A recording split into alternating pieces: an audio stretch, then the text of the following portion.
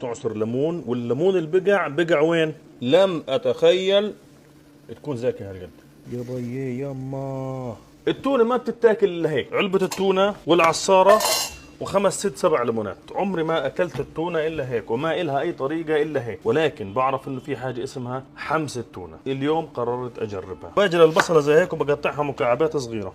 استنوا شوي عشان احنا ما نطولش في الطبخة كتير. بنحط المقلاية على النار تسخن قبل ما نقطع البصلة عشان اول باول نطبخ. بجيب اي مقلايه، بس طبعا انا عندي حرظه يمنيه لاني محظوظ انه عندي هذه. مش متخيلين قديش كلفتني مصاري ووقت اوديها على لندن من اليمن. هذا اشي رائع جدا. بخليها تسخن. اي مقلايه بزبط. البصل مكعبات صغيره، 3/4 بصله بكفوا. لسه ما سخنتش، بلحق حالي بالبندور على السريع. بقى تشوفوا علي في طريقتين للحمسة. يا اما بعملها كل اشي ناعم وبصير زي الصلصة وبتخلط وبتنطبخ 100%، يا اما زي ما انا بحبها تكون فريش نوعا ما. فالبصل مش مطبوخ 100%، البندورة مش مطبوخة 100%، التونة بحب اكلها ما هي اصلا بتيجي في العلبة جاهزة للاكل، ما بتنطبخش التونة. عشان هيك انا بطبخهاش. بس اليوم بدي اجرب الحمسة. التونة بتنطبخش، بس يعني بنحب الفعاليات، بنعمل فعالية اليوم عادي. سخنت، بنزل عليها بزيت الزيتون. والحمصة ممكن تنعمل بتوم او بدون توم. انا بفضل بدون توم، بس بدي احط فص واحد بس. احنا الغزازوة بنحكيش عن هذا فص، بنحكي عنه ضرس، عامل زي الضرس. حاجات بنزل بالبصلات. خلي شوية فلفل للوجه للتزيين، وبنزل معهم التوم وبحمسهم في الزيت بس دقيقتين. اول ما يبدا يتدبل البصل يعني تقريبا دقيقتين، بنزل عليه بالبندوره. وعلى البندوره بنزل برشه ملح تكفي البندوره والبصل، وشويه صلصه برضو ما بتضر عشان اللون، يعني لانه العين بتاكل. رشه فلفل اسود صغيره، وبدي بابريكا زي نص ملعقه صغيره او ملعقه صغيره. كمون باخذ بس هالقد، يعني نص ملعقه صغيره على الاكيد. ممكن لانه هذا اكل بحري احط كزبره مطحونه هالقد، يدوب هالقد، وبقلبها.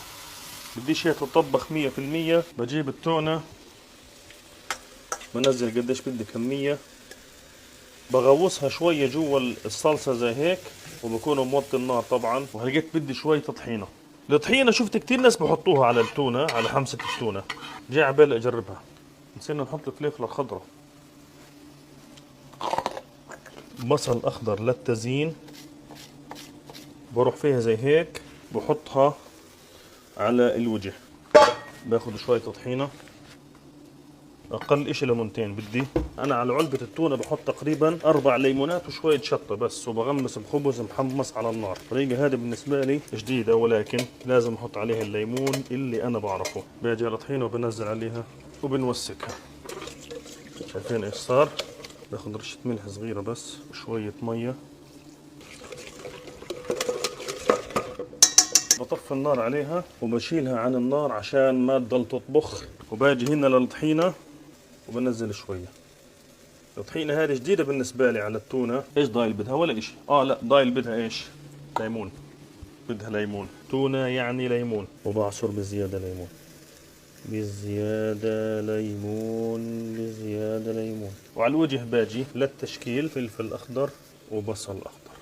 بنجيب هذه، طلع لها المنظر يا حبيبي. وبدنا خبز من الزاكي، جبت من المطعم من الخبز الزاكي تبع الفطور. وبنيجي هيك جيب خبز الصور دو الزاكي هذا. استنى شوية، في اشي ضروري جدا لازم اعمله هنا. في شوية مية على الشوبينج بورد، لازم اعملهم زي هيك. وبجيب فاين بحط هنا. ليش هذا؟ عشان اعمل هيك، لازم هاي. وبنقول بسم الله.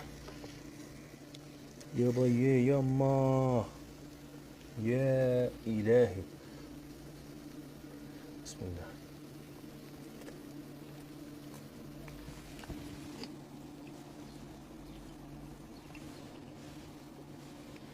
زاكي زاكي، منيحة، كويسة. صورها. لم اتخيل تكون زاكية هالقد. حط عليه فلفل زي هيك، وبتجيب ليمون، تعصر ليمون، والليمون اللي بقع وين؟ على الحمسة نفسها. نقول بسم الله.